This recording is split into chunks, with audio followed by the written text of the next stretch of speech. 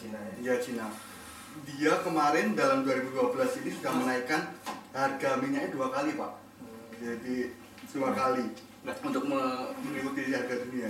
Kemudian saya biar dekat sama minuman. Terus gimana Pak? Kemudian Iran juga udah menaikkan harga minyaknya. Tapi nggak kerusuhan kan Cina sama Iran. Tapi Nigeria Januari kemarin menaikkan harga minyaknya. Kerusuhan. Indonesia mau naikkan April, kerusuhan. Jadi kita mau dibandingkan sama Cina atau Nigeria. Jadi memang agak repot. Gimana Mas? Ya, karena sudah jam 7 kita mulai saja. Terima kasih.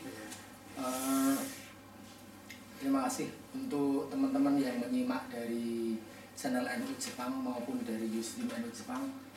Assalamualaikum warahmatullahi wabarakatuh. Waalaikumsalam warahmatullahi wabarakatuh. Seperti biasa, forum-forum kajian NU Jepang selalu menghadirkan tokoh-tokoh untuk mengangkat isu-isu yang sedang hangat-hangatnya di masyarakat. Tentu dalam format-format nongkrong-nongkrong warung kopi seperti ini supaya lebih santai. Kebetulan bareng bersama kita yang hadir saat ini yang paling kiri berjaket kuning adalah Mas Muhammad Aziz. Mas Muhammad Aziz adalah asisten profesor di Tokyo Institute of Technology. Kebetulan beliau juga menjadi ketua Tanfidiyah NU Jepang.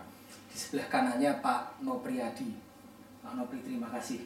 Beliau juga PhD kandidat dan salah satu politisi Muslim yang banyak mendengung-dengungkan tentang nanti biar didengungkan sendiri.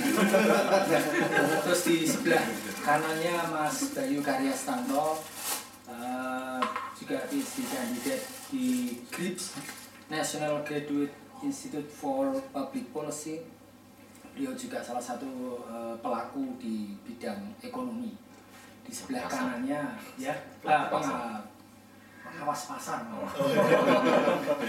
Di sebelah kanannya juga Mas Muhammad Syamsiro, beliau PhD kandidat Tokyo Institute of Technology. Risetnya kebetulan tentang konversi energi dan beliau juga pengamat energi, dosen di sebuah universitas di Indonesia. Terima kasih. Kebetulan beliau juga sekretaris NU Jepang. Saya sendiri Muhammad Kunta Bidimika dari Nahdlatul Ulama Jepang. Terima kasih. Kadang Muhammadiyah gitu.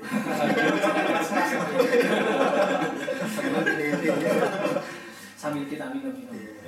Sebenarnya kenapa kok harus naik Mas Bayu BBM itu? Iya, pertama kan saya punya salah ekonomi ada 3 alasan ya.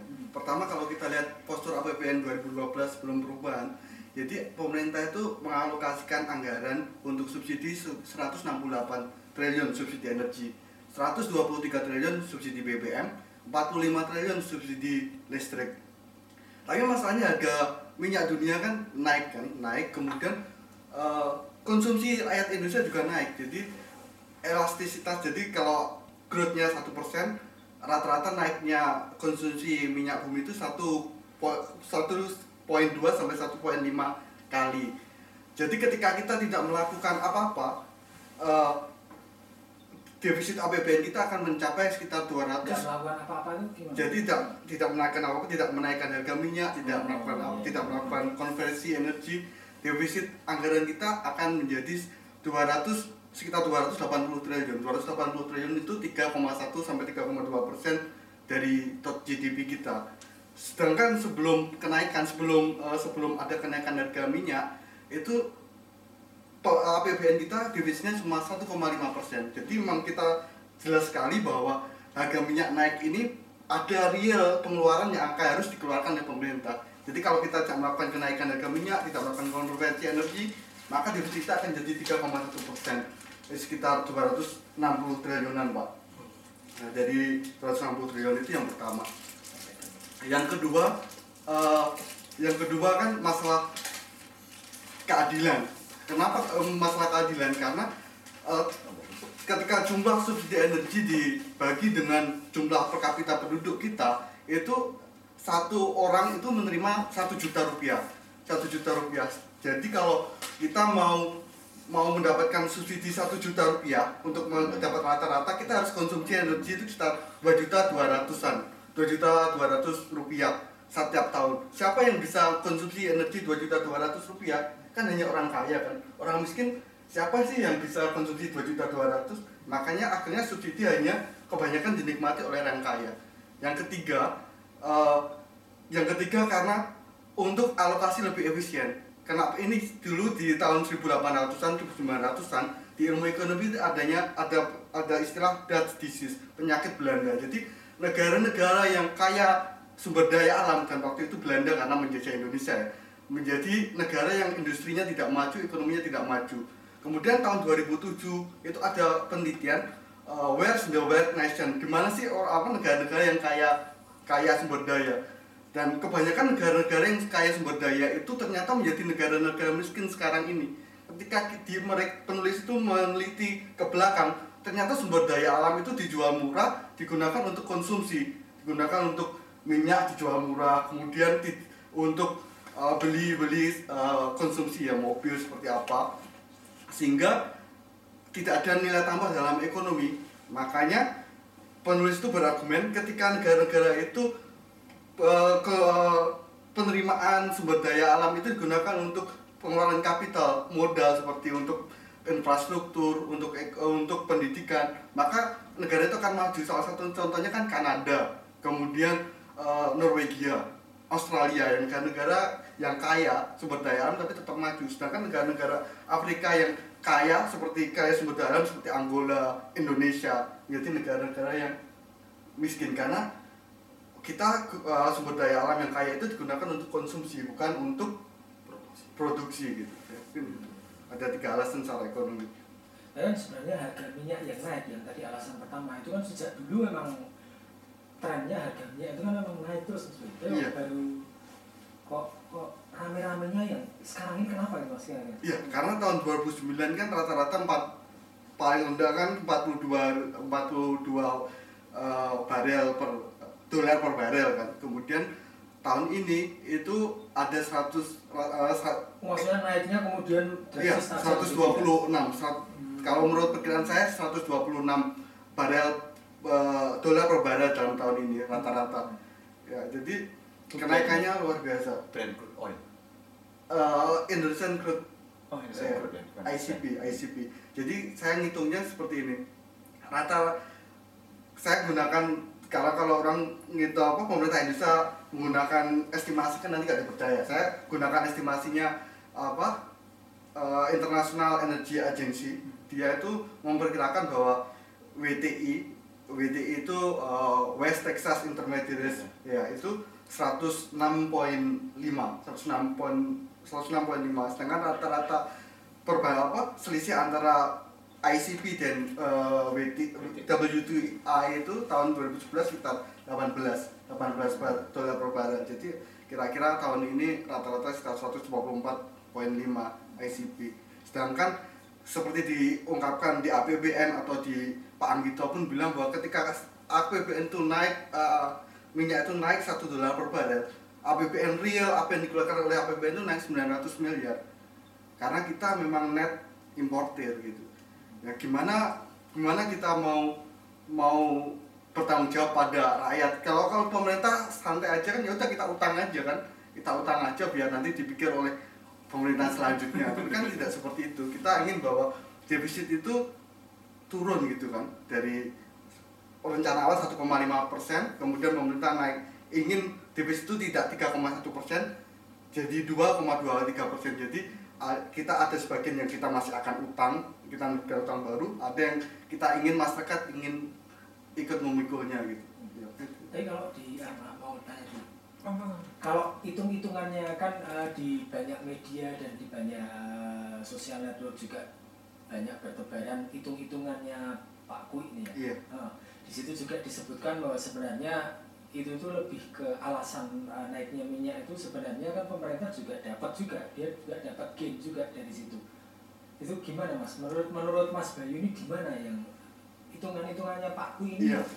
Menurut Mas Bayu gimana? Ya, pertama yang perlu kita ingat ya, seperti saya ungkapkan pertama, bahwa kalau kita ngikutin Pak Quick pun, hitungan Pak Quick, defisit kita yang 1,5% itu tetap akan menjadi 3,2% kalau kita tidak berbuat apa-apa ya. Itu yang pertama. Yang kedua, logika Pak Kuik itu benar apabila kita ingin tidak menyusun APBN. Jadi gini, nanti ada sektor pertanian punya neraca sendiri, kemudian sektor energi punya neraca sendiri. Akhirnya tidak ada APBN. Yang jadi masalah adalah sektor-sektor yang tidak menyumbangkan tax yang besar, maka dia juga tidak akan mendapatkan penerimaan yang besar. Contohnya sektor pendidikan, kan taxnya kecil. Mungkin gaji-gaji PNS di dosen-dosen di itu mungkin jadi cuma 100.000, 200.000 karena taxnya dari itu kan nggak ada kan. Jadi salah satu fungsi APBN kan realokasi kan, dari sektor-sektor yang menghasilkan banyak kita alokasikan ke subsidi silang ya. Itu yang pertama. Yang kedua, best practice internasional ya. Contohnya kita lihat net eksportir minyak. Contohnya China yang produsen minyak terbesar nomor 5 di dunia, yang 5% kan dia. Itu nomor 5 ya? Nomor 5. Nomor 1 itu siapa Mas? Sekarang yang menghasilkan minyak terbesar itu siapa? Nomor 1 kan Rusia, nomor 2 kemudian Arab Saudi, nomor 3 Amerika Serikat, nomor 4 Iran, nomor 5 adalah China. Indonesia itu tidak masuk 20 besar dunia kan. Jadi memang kita nggak besar, kita bukan kaya minyak. Jadi salah satu kita bisa hitung bahwa cadangan Indonesia itu dibagi dengan jumlah penduduk, kemudian dengan asumsi $1 itu Rp9.000, itu satu orang itu dapat 16 barel, kalau dirupiahkan sekitar 15 juta. Jadi kalau kita ambil minyak semua, kita setiap orang hanya dapat 15 juta gitu. Jadi kembali ke best practice ya, kenapa kok kita lihat China, kalau kita nggak mau ke mana ya, China yang produsen minyak juga seperti Indonesia, dia juga memperlakukan harga pasar kan. Kemudian dia juga juga mencatatnya ya untuk minyaknya sendiri. Iya, untuk minyaknya sendiri. Makanya dia dalam tahun ini sudah menaikkan minyak retailnya 2 kali, tapi tidak jadi demo kan, seperti yang saya. Di Cina mungkin demo ya dijemput nanti. Kemudian Iran juga dia menaikkan harga minyaknya, walaupun masih dapat subsidi. Indonesia kan juga menaikkan harga minyak tapi masih dapat subsidi, tapi juga nggak demo ya gitu. Kalau dari saya baca di berita itu peningkat untuk subsidinya Indonesia kan nomor 9 kalau nggak salah ya. Iya. Nah, itu kalau nomor 1, 2, 3 dan ada informasi nggak? Urutan jumlah total subsidinya. Oh, saya belum tahu. Oh, nomor 9. 9. Jadi di informasi di berita itu kan kita subsidinya itu nomor 9, artinya besarnya anggaran yang digunakan untuk subsidi BBM itu. Berarti ada negara lain yang mereka itu mengeluarkan lebih besar lagi untuk subsidi gitu ya. Oh, karena seperti Venezuela ngasih harga sangat murah. Dari gabungan BBM dan listrik, jumlah subsidi itu Iran terbesar. Iran terbesar, terus setelah itu ada Arab Saudi macam-macam. Saya lupa, memang Indonesia nomor 9 ya. Itu tapi gabungan Ya. antara subsidi BBM dan subsidi listrik. Cuman porsinya berapa itu kan tiap negara kan berbeda. Dan ini bantuan ini BBM ini bisa minyak, bisa gas. Jadi ini data gabungan semuanya gitu. Jadi ternyata bahan bakar ini nggak cuma minyak doang, maksudnya gas juga termasuk di subsidi juga gitu. Ya seperti di Indonesia kan 40 juta barel subsidinya kan, hitung-hitungannya 38,2 itu solar sama bensin, kemudian sisanya 1,8 itu LPG sama minyak tanah. Gimana Pak Nobri kalau negara yang mensubsidi itu memang sebenarnya harus kayak gitu ya memang. Iya. Jadi kalau saya lihat ya perdebatan masalah subsidi itu kan masalah definisi kan. Agak keras itu lah. Gitu ya, agak ramai itu kan definisinya subsidi itu apa gitu. Jadi antara mungkin KPMG dan pemerintah gitu kan. Kalau tadi masalah anggaran itu dari pemasukan semua dipul ke sana, kemudian nanti dikeluarkan, nanti dikeluarkan misalkan.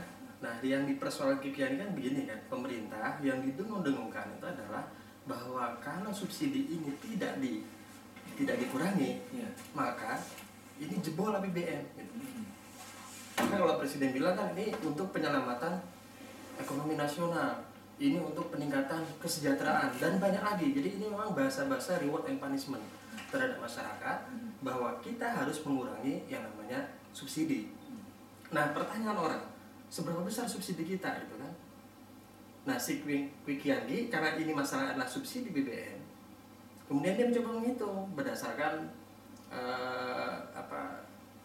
hitung-hitungan kasar gitu kan, hitungan kasar, dan itu nanti konform dengan hitungan Pak Anggito Abimanyu.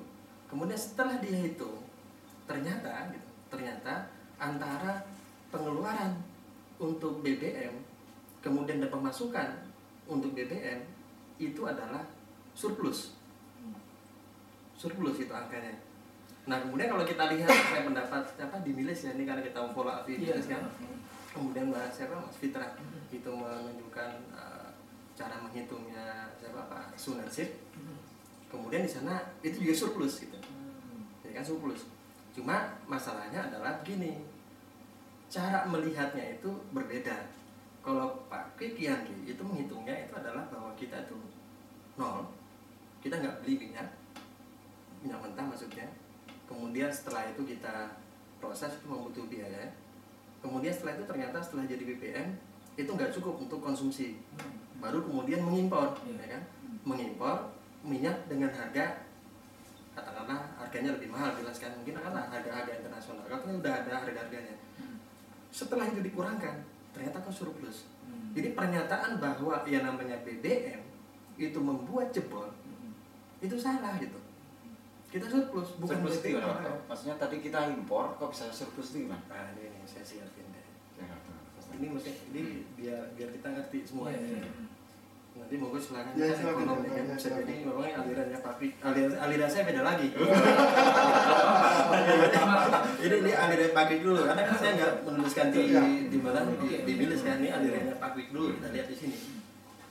Karena menurut Mas Bayu tadi kan yang alirannya yang menurut Pak Kwi itu tadi karena Pak Kwi menghitungnya dia terpisah dari APBN gitu. Iya, Jadi terpisah dari buku besarnya kan Pak. Artinya misalnya ada toko A, toko B, toko C, ini lebih ke ini dia jadi cost center ini, bukan profit center gitu misalnya. Tapi setelah digabungkan defisit angka. itu kan defisit kan. Karena tahun 2011 2010 kan juga defisit.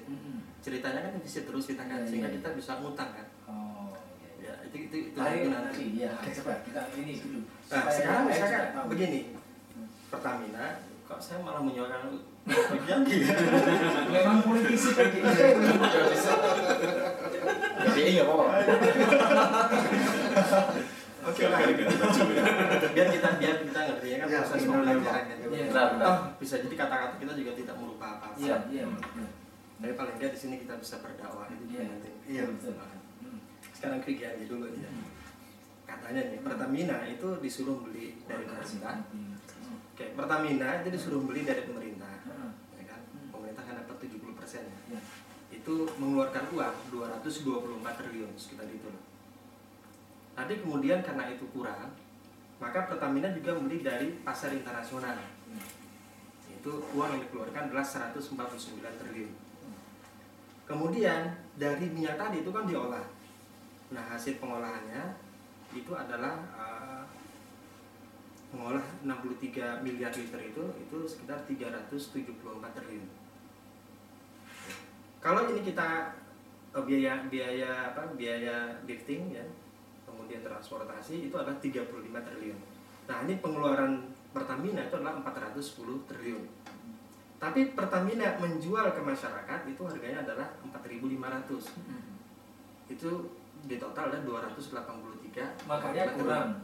Makanya kalau dikurangkan itu berarti Pertamina tekor 126 triliun. Besar itulah yang dimintakan subsidi. Besar itu dimintakan kepada pemerintah. Ya. Pemerintah, tapi tadi sudah dapat dari Pertamina yang besar adalah 224 triliun.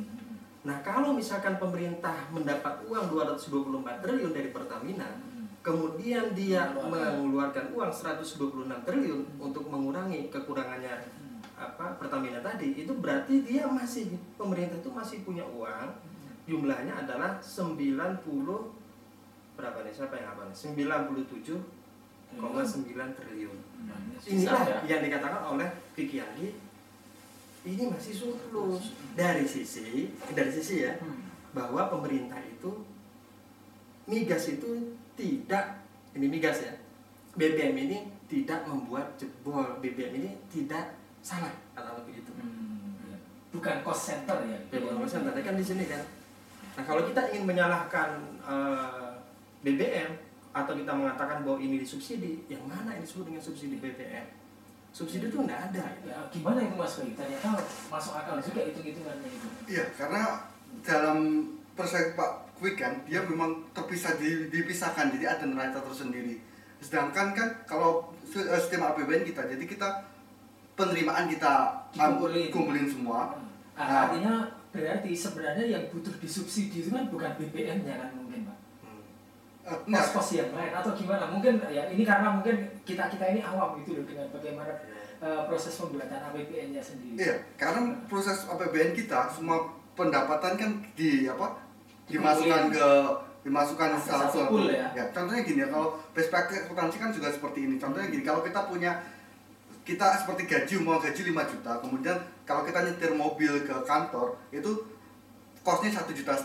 Tetap aja kan kita kalau ditanya gaji 5 juta, kemudian kos untuk naik mobil 1,5 juta. Sedangkan kan kita nggak akan bilang bahwa gaji kita 3,5 juta, tapi kita gajinya akan 5 juta.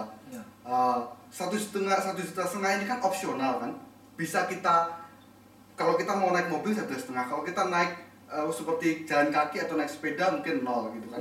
Jadi kan subsidi BBM juga menjadi kita penerimaan seperti ini. Nanti apakah kita mau ini untuk subsidi BBM atau tidak, itu kan salah satu opsi kan. Ya. Seperti tadi masalah kenapa kok negara-negara yang kaya bahan minyak itu, kaya sumber daya alam itu menjadi negara-negara mundur, karena salah satunya adalah itu jual murah, dikonsumsi aja gitu. Jadi tidak dibuat untuk expenditure untuk kapital semua seperti itu. Itu yang pertama. Yang kedua seperti yang saya bilang tadi bahwa kalau kita tidak melakukan apa-apa dengan postur APBN yang sekarang, kalau tidak melakukan apa-apa, defisit kita sekitar 260 triliun, sekitar 3,1% dari GDP, maka harus kita lakukan sesuatu. Salah satunya adalah menaikkan harga, karena dengan kita menaikkan harga, konsumsinya juga akan turun. Saya merasa bahwa di APBN kita kan dianggarkan bahwa subsidi untuk bensin dan solar itu sekitar 38,2. Kalau menurut hitungan saya itu sekitar 42 juta barel, jadi masih kurang juga gitu. Makanya untuk menekan biar tidak jebol, maka harus ada kenaikan biar orang itu menghemat lah, ada menghematnya gitu. Itu pertama. Ya, itu yang kedua. Yang ketiga, kenapa kok disebut subsidi? Kenapa kok disebut subsidi? Karena memang ini ya. Kalau kita kali ini kan hitungan Pak Quick itu Pak Quick mendapat angka 95 triliun itu masih surplus. Kalau saya ngitung masih nggak surplus. Karena apa? Karena penerimaan kita itu nanti akan ketika masuk APBN di konstitusi harus 20% harus menjadi anggaran pendidikan. Kemudian migas itu 30,5%, gas itu masuk menjadi penerimaan daerah. Kemudian 10,5% minyak itu menjadi dana bagi hasil dengan daerah. Kalau di Aceh sampai 90% malah Pak. Itu yang menjadi masalah. Kemudian penerimaan dari pajak migas itu kan penjualan kan 15% pajaknya, 5% itu menjadi penghasilan daerah. Jadi mungkin tidak 95 triliun surplusnya. Ya, gitu. Jadi ini ada banyak hitung-hitungan. Iya. Kalau Sunarsik hitung-hitung 96 triliun. Tapi ada dari BP Migas itu menghitung 30 triliun. Tapi kembalikan saja di APBN itu kan bisa kelihatan itu kan berapa sih dana yang didapatkan pemerintah, berapa yang dikeluarkan untuk monopoli Pertamina itu. Tapi the whole itu tetap saya belum menemukan ada yang menghitung bahwa ini negatif itu untuk BBM. Jadi semua menghitung itu positif gitu. Nah pertanyaannya adalah kenapa ini disebut ini disebut subsidi. Nah kan ada muncul istilah opportunity cost ya dari Mas Fitra gitu. Iya. Nah mungkin bisa dijelasin karena iya. Jadi kan memang penerimaan pemerintah itu kan real kan. Jadi seperti gini, jadi penerimaan pemerintah kan real, itu masuk benar-benar ke APBN. Jadi ketika kita punya penghasilan, contohnya kalau kita punya penghasilan minyak itu memang ada penghasilan minyak. Ya. Ketika penghasilan itu mau kita alokasikan kemana, itu kan sudah beda lagi kan Pak. Jadi contohnya memang itu apa ya, opportunity cost. Jadi itu bisa digunakan untuk penerimaan minyak itu untuk anggaran pendidikan, untuk semuanya gitu kan. Jadi memang subsidi itu dalam arti bahwa berapa sih yang kita keluarkan dari anggaran kita gitu. Karena memang itu sudah menjadi penerimaan kita gitu. Kalau menurut Pak Nofri, harga cocok BBM sekarang berapa? Katanya bisa menghitung. Itu kalau masalah harga itu saya prinsipnya aja. Jadi kita kan begini kan, ketika kita melihat energi, itu masing-masing orang kan beda-beda ini. Dia kalau orang energi mesti pengennya BBM itu harganya turun. Naik. Orang-orang yang jual beli energi ingin supaya BBM naik. Jelas. Kan gitu kan. Pengennya kan naik. Kenapa naik? Dia bisa jualan kan? Oh enggak ya. Kenapa pengen naik?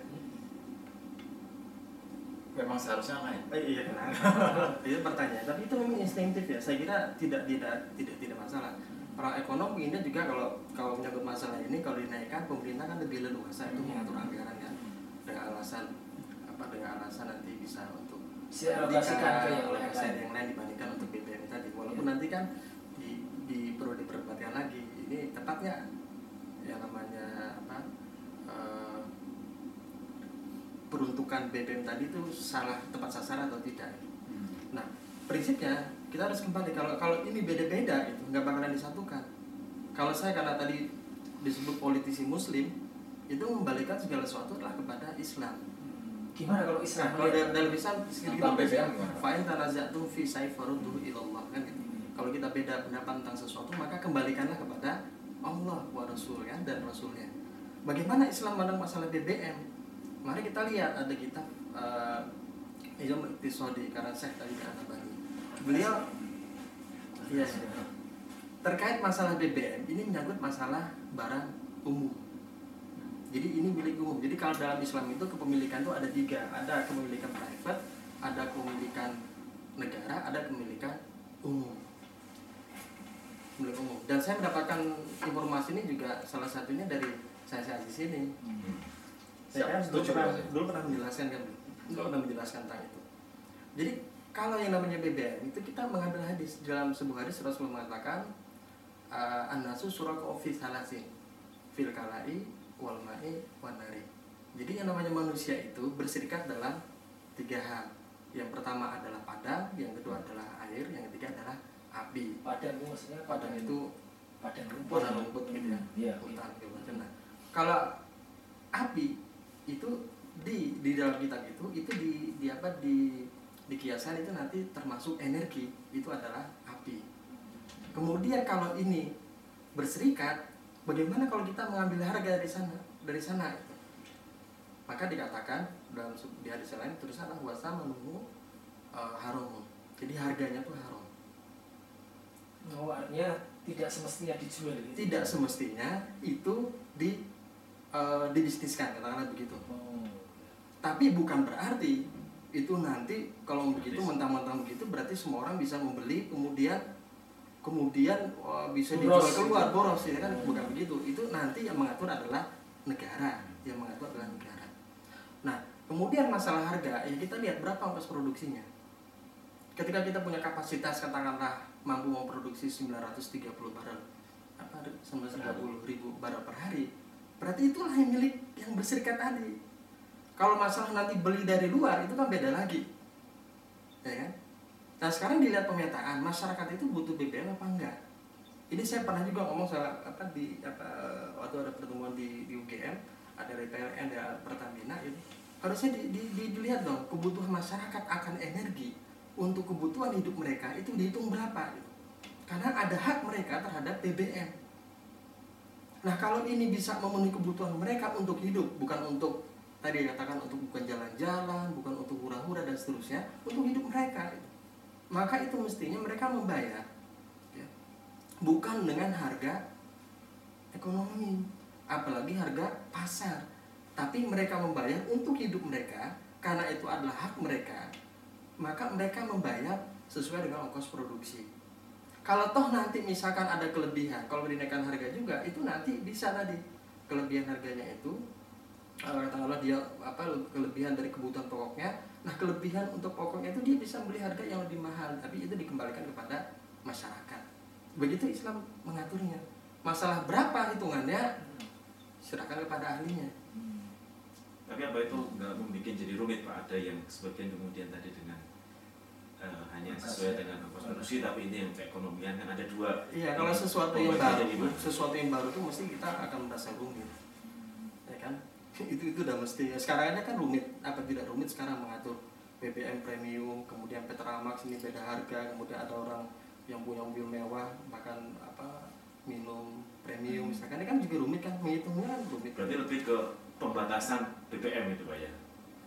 Pemenuhan kebutuhan kalau masyarakat gitu ya. Pembatasan artinya kan misalkan kalau tadi ada yang punya mobil, ada yang enggak punya mobil mungkin pakai BBM sedikit, yang punya mobil banyak, nah, sehingga ada pembatasan untuk yang sisi yang di sini gitu ya. Sesuai dengan kebutuhan mereka apa gitu. Kebutuhan mereka, karena kita itu kan butuh energi ya, dan Allah memberikan energi untuk kebutuhan hidup itu untuk menjamin bahwa kita ini memang bisa hidup dengan layak.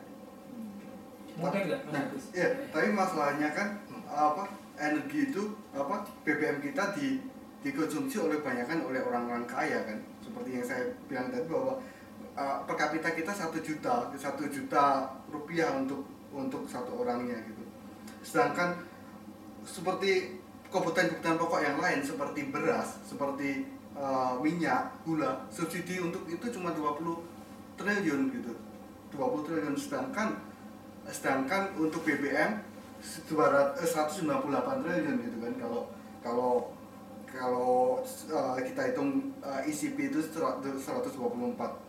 Jadi itu kan sebenarnya nggak adil juga, karena memang kenapa sih kok nggak digunakan untuk kesehatan atau untuk subsidi beras atau apa yang benar-benar setiap orang makannya sama gitu loh. Kalau sekarang kan yang banyak kan yang menikmati subsidi energi adalah orang misalnya mobilnya cc-nya besar, harganya mahal gitu mungkin. Iya, salah satunya itu. Nah itulah masalahnya, kita tidak bisa mengakses data mana yang benar seperti di milis itu kan. Kalau menurut data SDM begitulah kira-kira, tapi beda dengan data dari BPS gitu kan. BPS kan? Kalau BPS kita lihat ada angkanya yang buat Gimana?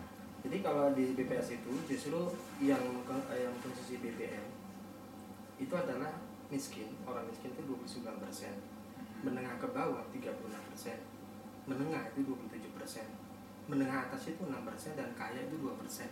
Ini jumlah dari penerima ya, konsumsi atau jumlah konsumsi bensin mereka. apa jumlah apa? Konsumsi bensin pengeluaran rumah tangga Termasuk ini bensin, minyak ya? BBM. Jadi ini kan data yang saya bilang tadi berbeda kan. Nah kemudian Kalau Itu BPS atau Bu itu ya? BPS ya? Kalau yang Bu tadi malah saya lupa itu, Bu Sapar ini yang Iya. ya. Jadi gini, BPS juga. kalau saya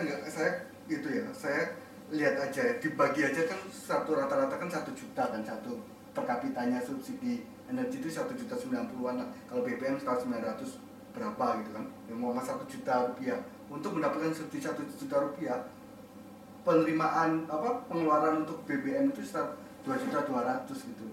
Siapa sih yang ngeluarin 2.200.000 satu tahun untuk itu kan? 2.200.000. Saya aja untuk mobil sepeda motor itu mungkin satu minggu itu 110.000 atau 15.000 kan, 60.000 cuma saya 240.000, jadi ya nggak ada 1 juta, nggak ada 1 juta. Jadi kan benar-benar yang banyakkan mengkonsumsi itu orang yang mengkonsumsi BBM lebih banyak, yang mengkonsumsi BBM lebih banyak yang punya mobil, jelaskan lebih. Ya, itu kan persoalannya tadi. Itu kan persoalannya mengkonsumsi lebih banyak. Ini kan ada masalah kencing di jalan dan seterusnya kan. Maksudnya, jadi yang namanya BBM kalau dihitung per kapita tadi kan 1 juta atau begitu ya per orang ya. Karena bukan 1 juta, kalau 126 berarti penduduk Indonesia 250, berarti satu orang itu 500.000.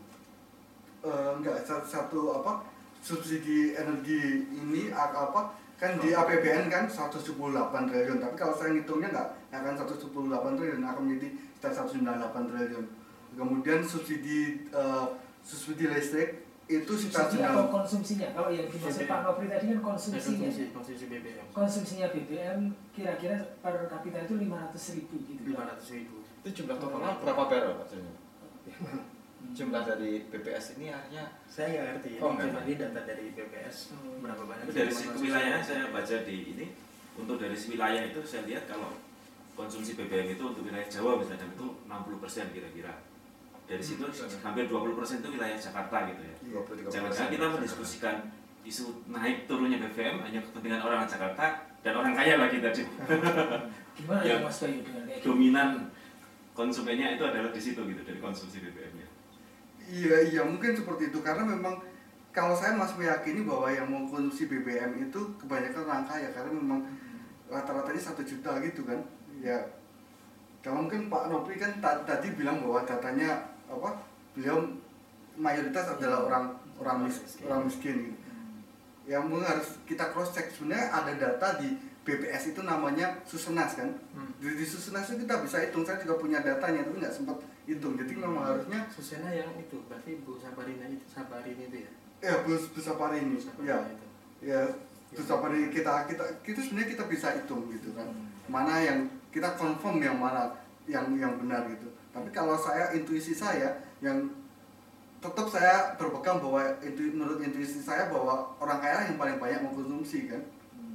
Ya, di Jumlah- Jakarta Pak ya, di Jakarta ya. jumlah mobil di Indonesia berapa? 8 juta? 8 juta 9 juta ya? Mungkin Pak ya. Jumlah keluarga di Indonesia 60. Iya 60 juta juta. ya? Ya. Berarti pemilik mobil itu berapa persen?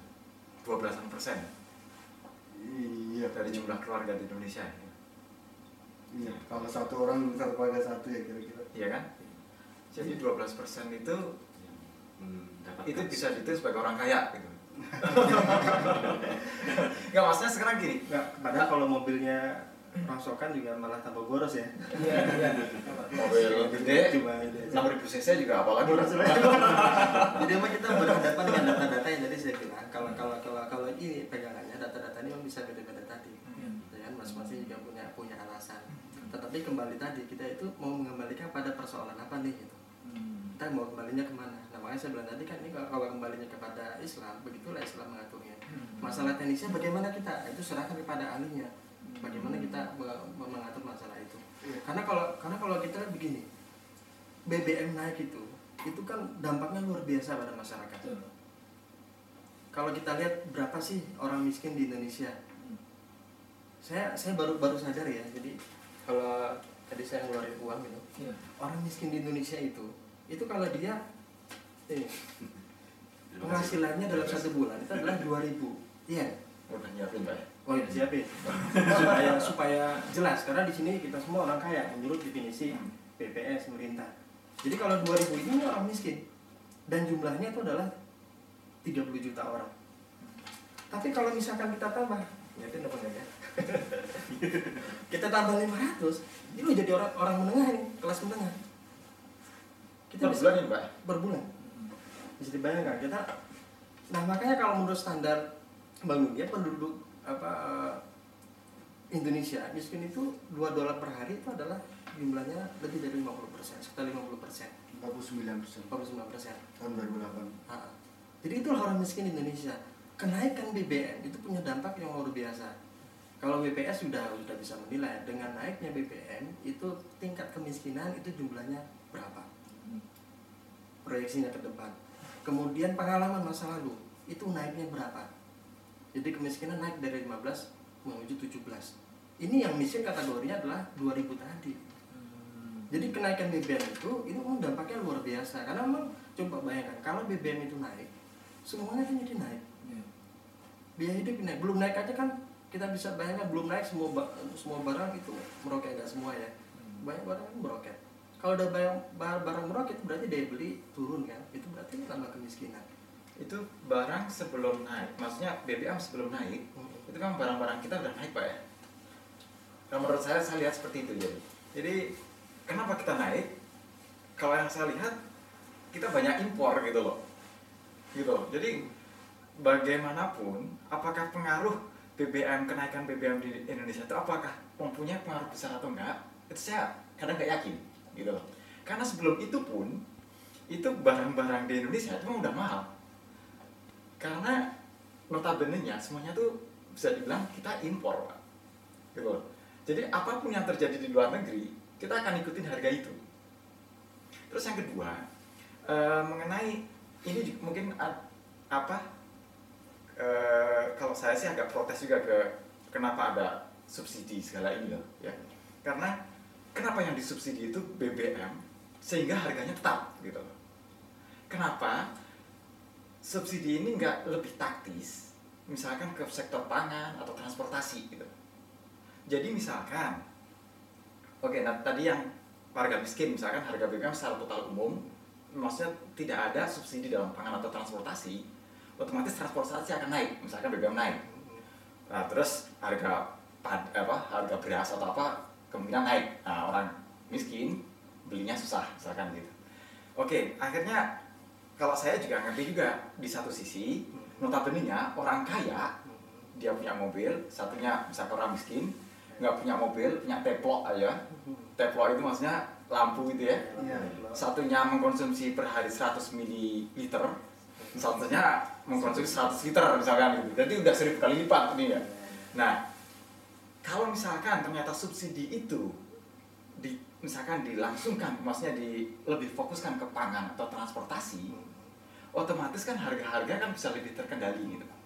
Jadi BBM sini karena yang mengkonsumsi lebih banyak adalah orang kaya, untuk secara perorangan, biar kita setuju aja, misalnya secara perorangan itu nggak bisa kita tolak bahwa yang orang kaya akan mengkonsumsi lebih banyak gitu loh. Misalkan subsidi itu nggak diarahkan ke situ gitu, jadi BBM karena orang kaya ya udah dia belinya mahal nggak masalah gitu. Tapi untuk orang miskin, misalkan dia mau beli pangan, ya yang berpengaruh kepada pangan ini, misalkan pangan disubsidi ataupun transportasi sendiri disubsidi. Jadi berarti naik nggak BBM-nya? BBM bagi saya naik gitu loh. Biar orang kaya yang mengkonsumsi lebih banyak, dia harus bayar lebih banyak gitu loh. Itu fine gitu loh. Orang miskin biar dia nggak kena pengaruh ini, jadi subsidi ini dialihkan ke situ gitu loh. Kalau saya kan lebih sudah ada BLT ya. Ya, jadi saya juga kalau BBM itu dinaikin aja tanpa BLT saya nggak setuju, karena orang miskin itu kan paling terdampak seperti Pak Nofri tadi bilang ya. Makanya harus ada dilindungi pakai BLT gitu kan. Dipakai BLT biar mereka tidak suffer kan, tidak suffer, maka dikasih BLT 150.000 per bulan. Dan itulah yang menjadi saya setuju, karena kalau kita di ekonomi ada namanya welfare analysis. Jadi berapa sih masyarakat itu mendapatkan tambahan welfare gitu kan. Kalau kita pakai welfare analysis, pencabutan subsidi BBM diikuti dengan pemberian BLT pada orang miskin, itu akan memberikan welfare gain gitu ya kan ke masyarakat. Kalau hanya dicabut BBM-nya aja itu kasihan lah rakyat kan ya, seperti itu yang pertama. Yang kedua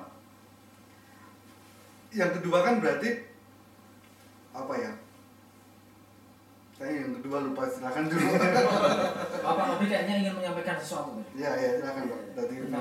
Ya, jadi kembali ke persoalan BBM tadi. Yang kena dampak itu jelas masyarakat. Masyarakat yang sekarang itu banyak sekali yang miskin, kan gitu kena BBM. Sementara orang kaya, kalau tahu misalkan hitungannya orang kaya itu dia beli 4.500, selama memang itu untuk kebutuhan mereka, itu nggak ada masalah. Sebenarnya nggak ada masalah. Ya, kalau memang ini kebutuhan kita mas sudah BBM kita itu memenuhi, itu kan nggak ada masalah. Nah, cuma masalah kita adalah bahwa kenaikan BBM ini kok itu yang disalahkan, kok itu yang dianggap sebagai jebloknya APBN kita. Coba mungkin punya hitung-hitungan di bagaimana pengeluaran yang paling membebani APBN. Apakah subsidi dalam tanda petik tadi ya? Apakah subsidi BBM atau yang lain? Ada yang itu ya? Ya ada. Memang ada di APBN.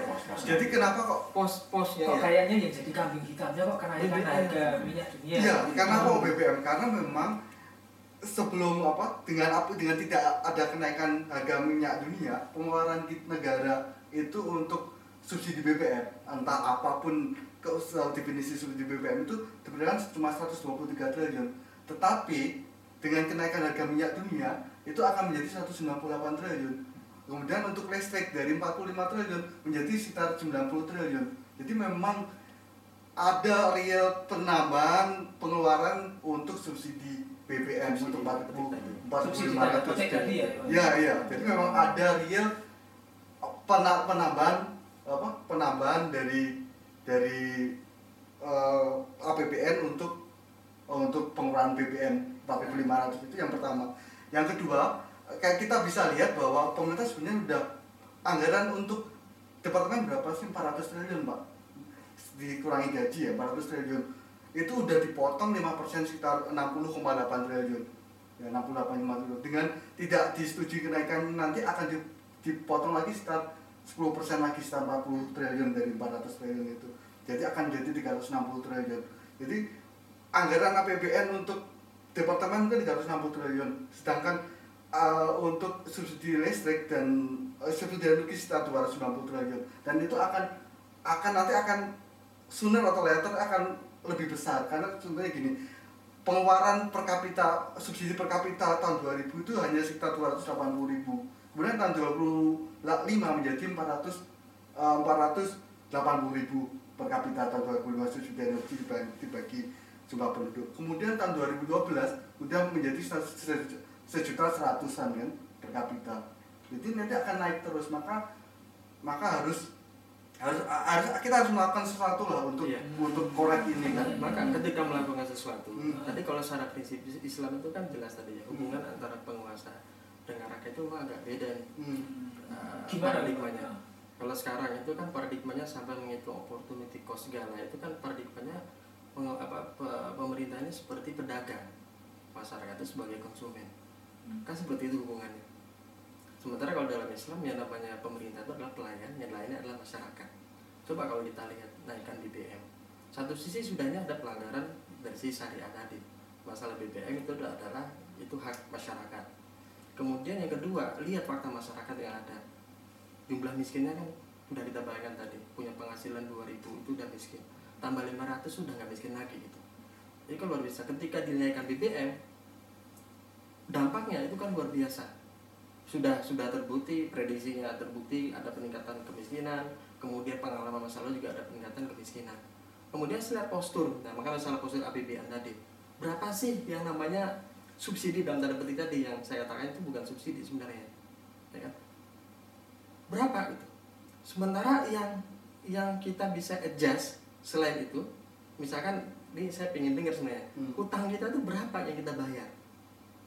Mana besarnya hutang yang kita bayar, cicilan dan pokoknya dibandingkan dengan tadi subsidi tadi yang itu adalah masyarakat itu lagi untuk hidup aja mereka susah sekarang ini. Kemudian kalau kita mau katakanlah mempersoalkan lagi masalah ada opportunity cost tadi, kenapa juga itu hanya di pemerintah serius banget menghitung untuk masalah BBM, tapi tidak menghitung untuk masalah misalkan penjualan gas ke pemerintah Cina ya, gas tangguh itu kenapa nggak dihargai dengan harga opportunity cost, tidak dihargai harga pasar itu. Kemudian kita lihat juga pemerintah, kalau mereka berpihak kepada masyarakat yang sekarang ini, mereka butuh yang namanya BBM itu.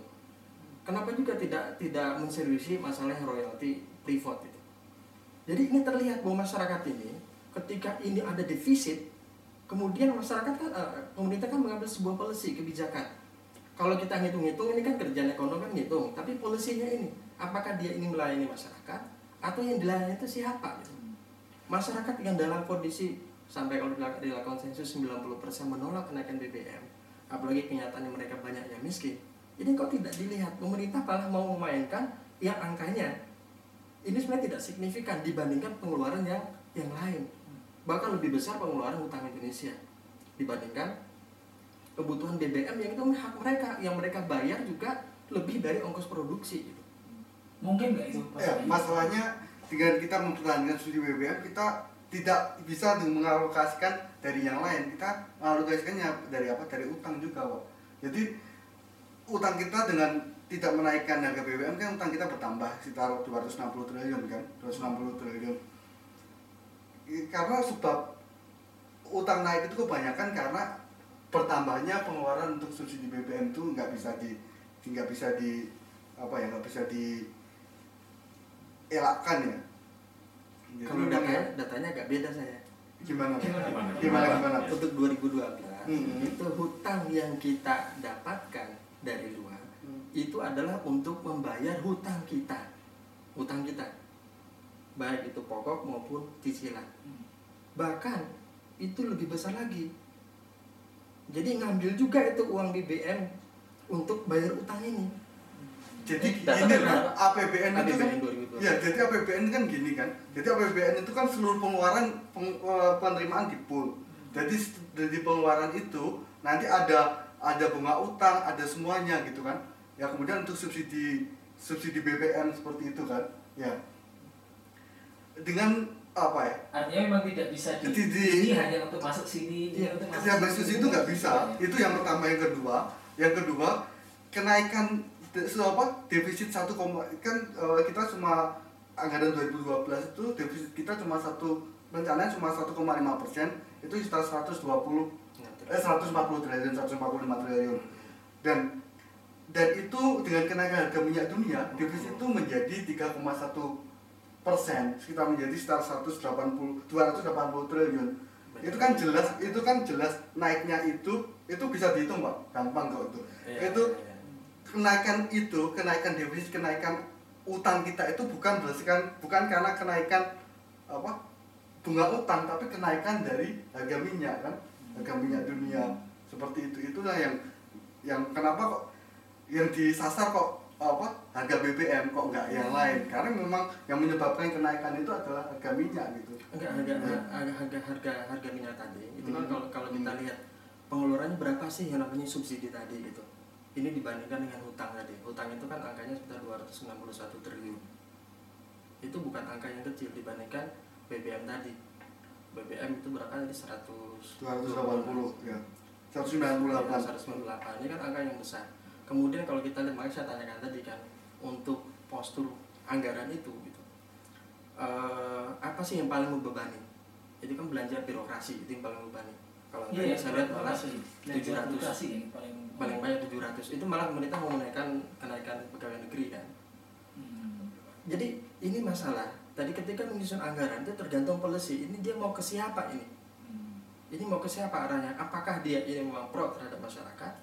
Apakah memang dia tadi kebijakannya memang ini dia, apalagi kalau bicara defisit ya, tahun 2010 itu kan defisit juga ceritanya. Itu kan ada juga sisa anggarannya. Cuma mungkin nggak sebesar ketika sekarang harga minyak sangat besar tadi ya Mas Felix. Anggarannya Mbak 2011 itu 50-an triliun, 2010 juga angkanya sekitar itu. Itu sudah settingnya adalah defisit gitu. Defisit tapi ternyata kok ada sisa anggaran. Ini kenapa gitu? Karena kenapa kok ada sisa anggaran? Pertama karena memang ada bantalan, namanya itu risiko fiskal. Risiko fiskal itu memang ada cadangan yang untuk jaga-jaga ya. Iya, risiko fiskal. Kedua, penyerapan anggaran kita biasanya 90%, 90%-an gitu. Ada 10% yang tidak teralokasikan. Iya, itu yang sebabnya. Nah, kalau kembali ke Islam, ini persoalan kita memang ini masalah. Menurut saya ini bukan hanya masalah BBM. Ini ketika kita mau merunning sebuah negara ini memang tidak berdasarkan syariah. Ini yang saya kira peran kita sebagai seorang muslim itu bisa membuat skenario. Kalau Islam misalkan diterapkan di negeri ini, itu apa yang terjadi? Ketika menyusun APBN itu seperti apa? Masuknya dari mana, keluarnya dari mana? Ini yang perlu kita belajar, karena harus kita akui bahwa proses bernegara kita ini menteri tidak pakai Quran, hadis itu kan nggak dilihat kan. Ketika menyusun BBM, menyusun hutang segala macam kan nggak dilihat itu kan. Tapi kan mendasari dia sebagai muslim Pak ya. Gimana? Ketika misalkan Mas Bayu misalkan ketika menghitung APBN misalkan gitu, otomatis dia bertindak dalam kapasitas beliau sebagai seorang muslim gitu. Jadi apa yang dia akan lakukan, saya yakin juga berdasarkan Islam juga. Ini tidak menjudge beliau ini tidak muslim. Karena itu. Jadi kita punya common sense di sini. Iya.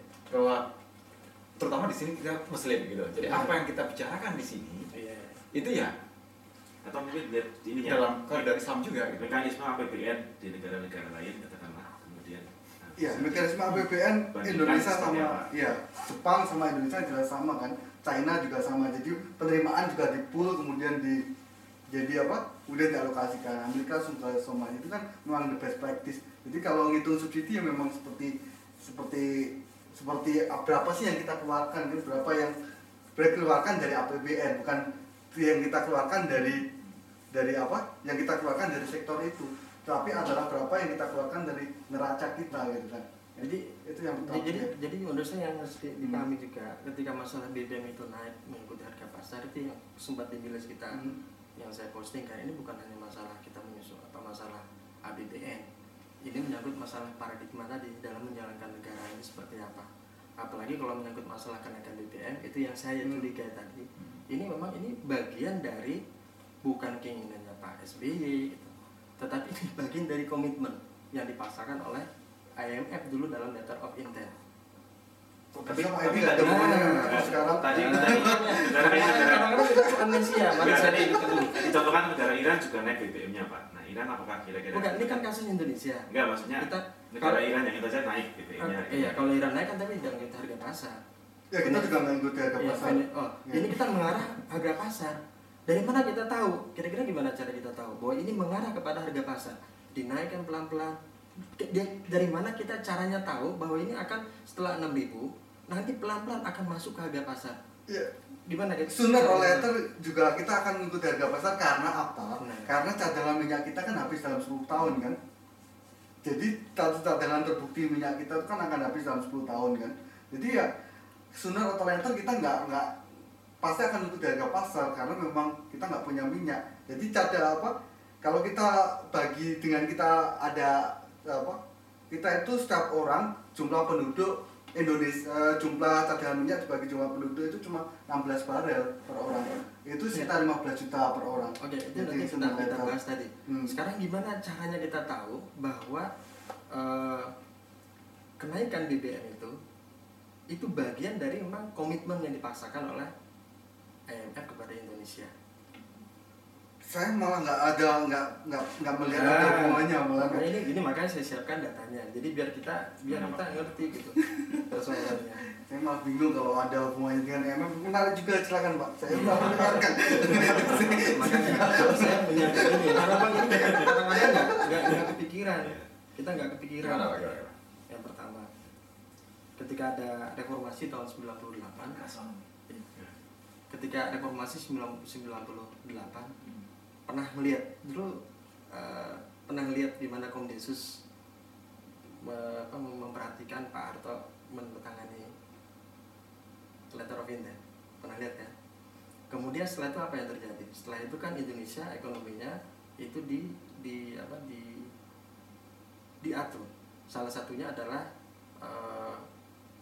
reformasi energi, yang kalau sekarang mengatakan adalah liberalisasi bidang energi. Undang-undang itu disiapkan oleh mereka. Ya kan, mereka menyiapkan undang-undang, kemudian dana juga mereka berikan. Kemudian harga itu akan diarahkan untuk sesuai dengan harga pasar. Cara gimana? Kalau ada gejolak itu nanti dikasih bantuan yang disebut dengan BLT. Nah, dari mana kita tahu? Ini banyak sekali kalau kita lihat dokumen itu gampang diakses. Nah, misalkan gini.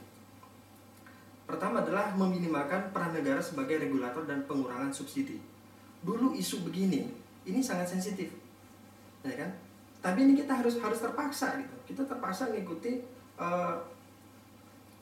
yang dipaksakan oleh USAID yang mengatakan gini, by minimizing the role of government as a regulator, reducing subsidies, mengurangi subsidi, kemudian promoting private sector involvement, privatisasi. Kita masih ingat kan, privatisasi banyak sekali yang dijual. Kemudian reforms energy sector can contribute billions of dollars in tax revenue. USAID has been the primary bilateral donor working on energy sector reform, which helps leverage larger multilateral loans. Kemudian undang-undang itu dibuatkan. ADB and USAID works together on drafting a new oil and gas law in 2000. Kemudian bantuan diberikan, jadi bisa sebutkan ini. Kemudian tidak hanya mereka buatkan undang-undang, kemudian tidak hanya memberikan bantuan, tetapi juga mereka memberi cara bagaimana agar bisa accept oleh masyarakat, diterima gitu. Ya, bagaimana terima? Maka mereka menggelontorkan menyarankan untuk melibatkan ormas, media, universitas untuk menerima yang namanya pencabutan subsidi. Dan ini bisa kita akses itu. Bisa kita akses, dan itu yang terjadi sekarang. Kita lihat energi kita. Energi kita sekarang berapa di sektor hulu yang menguasai migas kita? Pertamina berapa persen? Jadi kita bisa lihat berapa persen kira-kira? Nggak tahu saya. Nggak tahu. Itu adalah Pertamina 15%. Sekitar itu. Major producer Indonesia. Kemudian gas Pertamina 14%. Selebihnya itu adalah asing. Kemudian kalau kita lihat sekarang, mungkin kita lagi rame masalah lifting. Siapa sih yang menentukan 930.000 barrel per hari itu? Siapa yang menentukan? DPR dengan pemerintah kan? Bukan. Yang menentukan bahwa kita mampunya itu memproduksi 930.000 barrel per liter per hari. Itu siapa? Karena dulu kita 1,6 ketika masa Soeharto ya. 1,5 gitu. Ketika OPEC berarti ya? Ya ketika kita OPEC. Tapi setelah masa reformasi asing banyak masuk, kemudian kita turun dengan teknologi yang baru, kemudian juga investasi itu semakin tahun itu semakin meningkat, kok bisa kita turun? Maka kalau karena memang jumlahnya bukan itu persoalannya. Persoalannya adalah coba dibaca di berita baru-baru ini di Pak Fuad itu. Ini saya bacakan lagi aja. Karena saya kalau untuk menghafal ini agak susah. Pak Fuad dari sini. Bukan Pak Fuad Rahmani, beliau paling. Ya, Pak Fuad siapa? Pak Fuad Maharani ya. Rahmani ya. Iya, dia Dirjen Pajak ya. Nah, dia cerita gitu. Pertanyaan beliau, dia ngomong begini, siapa sih yang menentukan 950.000 barel per hari atau kita turun jadi 930, padahal pada masa Soeharto 1,4 juta. Jujur kata beliau, saya tuh tidak percaya. Saya tidak percaya seperti itu. Waktu saya belum jadi Dirjen Pajak, ketemu dengan Dirjen Migas, saya bertanya, Pak, siapa yang nentuin dan periksa jumlah lifting minyak kita seperti itu? Kok bisa 1,4 juta barel atau 900.000 barel per hari? Nah, maka kemudian Dirjen Migas mengatakan, Dirjen tersebut bilang dengan ada sedikit kesal, saya aja nggak tahu masalah itu. Dan ini menurut saya begini, ini kan udah sering dengar sebenarnya.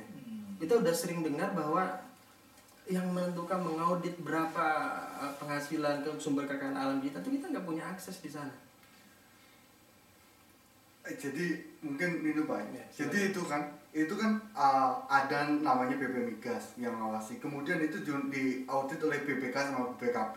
Kenapa kok produksi minyak kita turun? Karena memang cadangan minyak kita juga turun kan ketika sumur-sumur menjadi tua, jadi cadangan jadi akan berkurang. Kemudian di Arab Saudi juga kan ketika sumur-sumur tua juga berkurang, nanti akhirnya dia pindah lagi ke sumur yang lain. Kemudian ada mekanisme kan investasi di sektor migas itu sangat berisiko karena ketika dia masuk kemudian tidak ada minyak itu uang itu akan hilang aja. Itu pertama. Ketika migas itu kan blok-blok migas itu kan dilelang secara terbuka. Jadi memang nyatanya kalau kita memang menguntungkan asing luar biasa, yang seperti saya bilang di Milis kan dari 23 blok migas yang kita lelang kan yang laku cuma 4 blok migas kan. Jadi memang di tengah maraknya investasi investasi di dunia itu migas itu sangat disenangi. Ternyata blok migas kita nggak laku, itu kan menjadi pertanyaan besar, apakah benar gitu kan tuduhan-tuduhan seperti tadi itu benar. Ini kita sebenarnya informasi ini sudah sering kita dengar bahwa kita tuh tidak informasi punya ini Pak Nopri bisa menilai valid atau gimana nih? Itu kan mungkin kayak semacam dugaan. Bukan.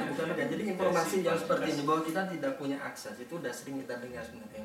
Kalau kita ngikutin banyak diskusi-diskusi ya, lagi di Jogja dulu kita ribut masalah blok Cipu dan seterusnya. Untuk mengaudit berapa sih lifting kita, berapa sumber kekayaan alam kita itu kita nggak punya akses di sana. Bahkan juga cobalah diikutin. Saya jadi ngeliat siapa tadi Pak Fahmi ya. Fuad Rahmani. Fuad Rahmani. Itu dirjen saya dulu. Ya? Dia ketua POM ya. Nah, ini harus dilihat kata-kata beliau kan. Harus kata sama atasan ya. Bisa ditanya beliau, "Kok Bapak ngomong kayak gitu, Pak?" gitu. Padahal saya bisa melihat tuh berapa jumlahnya. Di stand itu dulu ada akuntansi perminyakan juga, jadi dia dikit-dikit tahu gimana cara ngaudit minyak gitu. Iya, kenapa dia bertanya di media seperti ini kan? Ini seolah-olah mengatakan benar gitu. Selama ini rumor bahwa kita memang tidak bisa mengakses sumber keamanan kita sendiri. Nah, kejadian yang menarik adalah pada tahun 2000 ini beliau cerita ini. Pada setahun yang lalu ketika pemerintah itu melakukan divestasi saham minimal 7% terkait persoalan ekspor ilegal perusahaan tambang. Yang tercatat ekspor dari Indonesia itu 5 juta ton. Ekspor Indonesia 5 juta ton, tapi jumlah yang diimpor dari Indonesia itu adalah 20 juta ton. Jadi dia bilang bahwa saya tuh ngerti yang namanya pasar tingkah laku perusahaan tambang, perusahaan migas ini ngerti beliau. Itu batu bara ya mayoritas kan, bukan minyak. Jadi itu memang ada selisih. Itu kebanyakan diekspor ke China. Jadi memang ada selisih 10 miliar US dollar yang seperti katakan Pak SBY. Ada 10 miliar US dollar ekspor kita itu nggak tercatat. Itu mayoritas ke China. Itu adalah bukan ekspor minyak tapi ekspor energi lah, batu bara dan log kayu gitu. Itu memang harus diperangi, tapi itu tidak migas ya. Karena sebenarnya gini ya, dengan teknologi seperti sekarang yang bahwa setiap negara itu melaporkan impornya berapa, neraca tradernya berapa, itu sebenarnya bisa kita telusuri kalau dia melaporkannya salah gitu kan. Ya, teknologi itu ya bisa. Tapi ketika kita tadi membicarakan dalam konteks bahwa APBN itu adalah semua penerimaan di pool dan semua pengeluaran juga di pool, artinya bisa jadi di BBM kita memang taruhlah menderita, ya kan, taruhlah ya, karena harga minyak mentah yang tinggi, tapi jangan-jangan yang misalnya dari batu bara, kalau itu tadi kita benahi, gasnya kalau itu juga dijual dengan harga yang tinggi, bisa jadi jangan-jangan kita tetap bisa mempertahankan supaya bensin itu harganya segitu gitu. Masuk akal nggak sih logikanya gitu?